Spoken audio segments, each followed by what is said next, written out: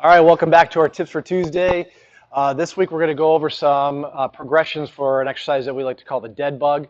Last week we covered the burpee, and one thing we talked about was when you come up out of the burpee, we'll see some people go into hyperextension of the lumbar spine and basically lose core stability and midline stability. So this is one of those exercises that will help train somebody that has that issue, or when they go overhead with a press, we'll see some people lose that rib cage and go into hyperextension here.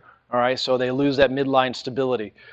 So this is one of those exercises that builds off of another video we did weeks ago called the Paloff Press, where we went over some variations of that. And that exercise is similar to this one in regards to what it's supposed to do. And that is, people call it an anti-rotational exercise. And what it does is just works on stabilizing the spine and the midline to stay in one position throughout any one movement. All right, so we begin with a couple, just to start off real simple. Okay, we're going to do some body weight progressions. So the key here is she goes into a 90-90 position, ankle, knee, and hip at 90 degrees, and then her arms are over her chest like this.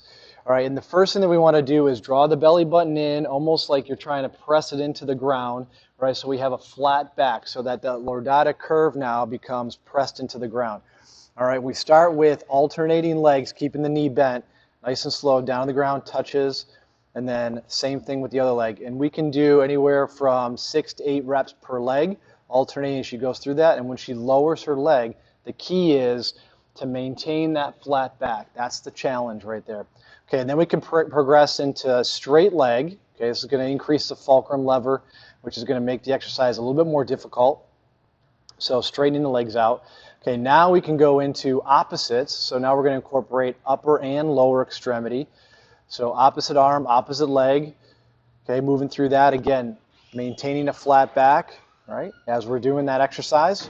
Okay, that's good. All right, go ahead and relax for a second. We'll give it a break.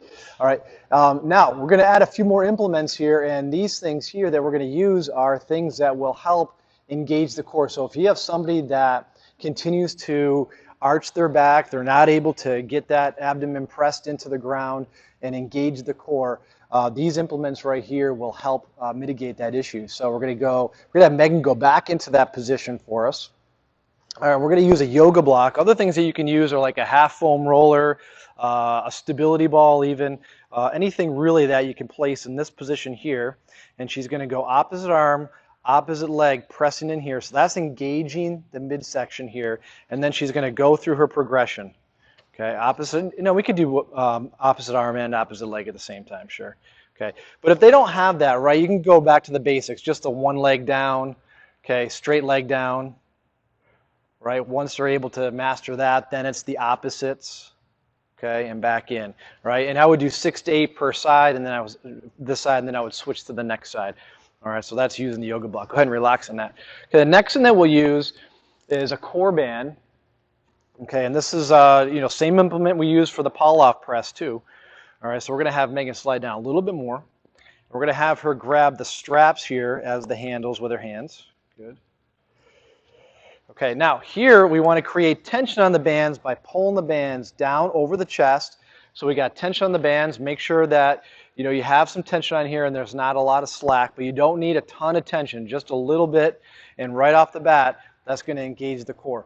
Okay, so she brings her knees back up to that 90-90 position. She's got to hold here now and maintain this hold as she lowers her leg down. Knee bent first, so we'll go through the progression.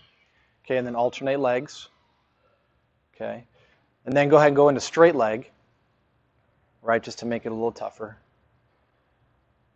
Okay, and by maintaining this position, you can see her hand shaking while she's doing this. By maintaining this position here and pulling the bands down, essentially, that's pulling the rib cage into the hip bones. All right, so that is giving your midline contraction throughout the exercise. Good, okay. Thank you. All right, so that is our dead bug progression. So some things to take folks through.